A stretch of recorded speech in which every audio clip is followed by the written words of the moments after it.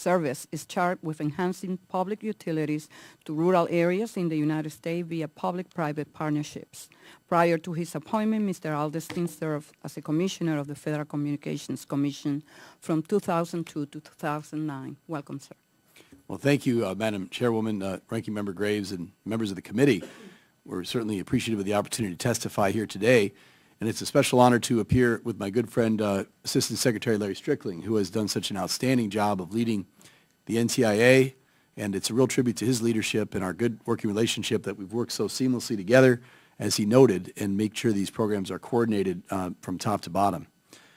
RUS has a long and highly successful experience since its beginnings as the Rural Electrification Administration back in 1935, the deployment of electric, telephone, and water service to rural areas. I think it's especially fitting that we're having this hearing here today because today, actually, this very day marks the 60th anniversary of the telecommunications program at RUS. We first began the telephone program, trying to serve areas of the country. 1/3 of the country of people in rural areas did not have a phone in 1949. And thanks to the RUS's programs, today it's virtually universal. We're now applying this expertise that we developed beginning 60 years ago to this newer technology, to broadband. And it's indicated by the major resources that Congress provided in the Recovery Act. Improve access to affordable broadband is a high priority for the Obama administration and Congress, and I know it is for this committee as well. It's certainly critical for the small business community, as you've noted. Broadband levels the playing field, gives rural businesses access to national and international markets, enables very small and home-based businesses to succeed. It's one of the key foundations of the 21st century economy that rural businesses need to survive and remain competitive. And we've done extensive outreach to small businesses, Assistant Secretary Strickling has noted. We have to put the benefits to small business front and center, as you are doing here through this hearing today. This summer, the USDA's own Economic Research Service examined the economic effects of having broadband in rural communities. Its report concluded that employment growth was higher and non-farm private earnings greater in counties with a longer history of broadband availability. Benefits include access to online course offerings, telemedicine, and telehealth services living for those remote areas.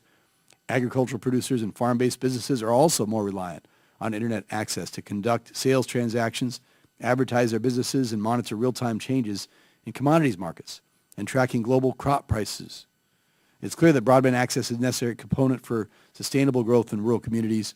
Small businesses are the engine of economic growth, and they just can't make it without broadband today in rural America.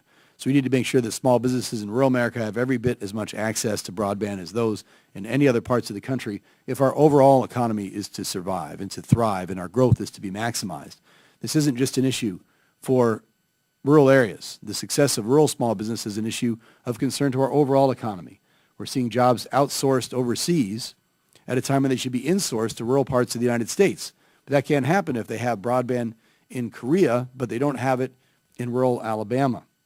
We have to make sure that we do that. And the RUS, I think, is in a position to help. Since 1995, we've required that all new telecommunications capacity that we finance be broadband capable.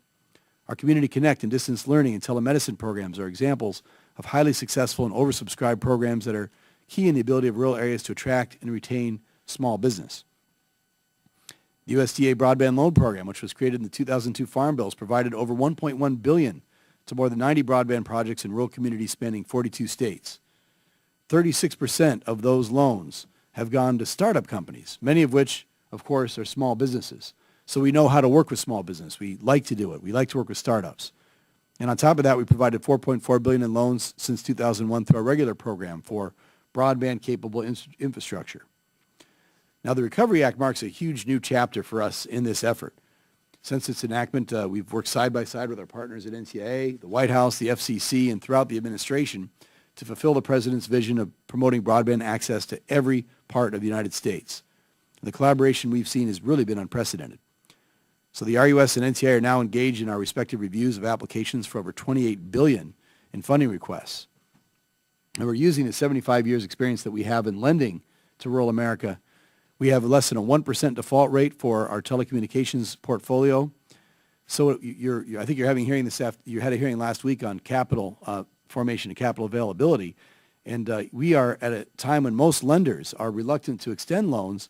We're looking at doubling our entire loan portfolio in 1 year with these Recovery Act funds. We're Rural Development Bank, and we're open for business. We want to provide those loans to these small businesses, and we're going to use the $2.5 billion in funding that Congress provided to leverage them, to use our budget authority to provide loans, grants, and loan grant combinations to prospective applicants.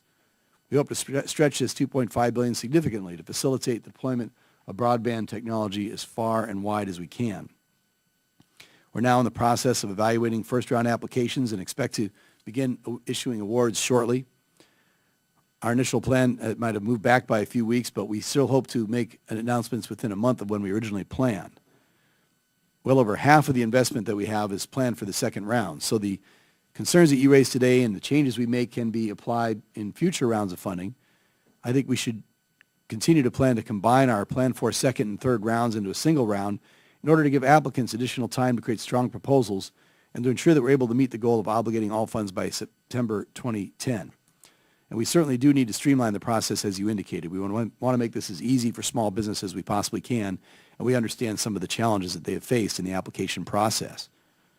So we'll put forward an announcement soon about how we're going to move forward on these rounds, and we'll certainly take to heart what we learned in the first round, some of the problems that small businesses have experienced. We want to listen to the concerns that have been raised. We're very aware of concerns that have been raised about a wide range of issues, not only the application process, but things like the definition of rural and remote areas, eligibility standards for unserved and underserved areas, scoring weights for various factors, and some concerns raised by satellite companies as well. Without speculating on specific changes we might make, we'll certainly be guided by an evaluation of our experience in the first round and prepared to make changes accordingly.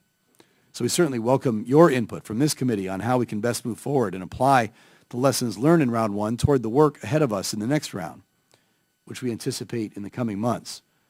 Toward that end, the RUS and NTIA, as Assistant Secretary Strickling indicated, plan to seek formal written comments on ways to better meet the requirements of the Recovery Act very soon.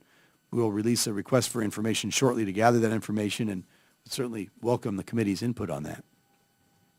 We'll continue to assure that implementation of the broadband initiatives a collaborative and coordinated effort with our partners at NTIA and throughout the administration.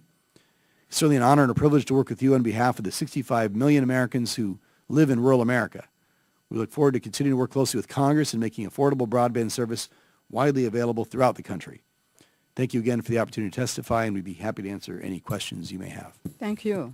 In the first application period, you each took different approaches to evaluating applications.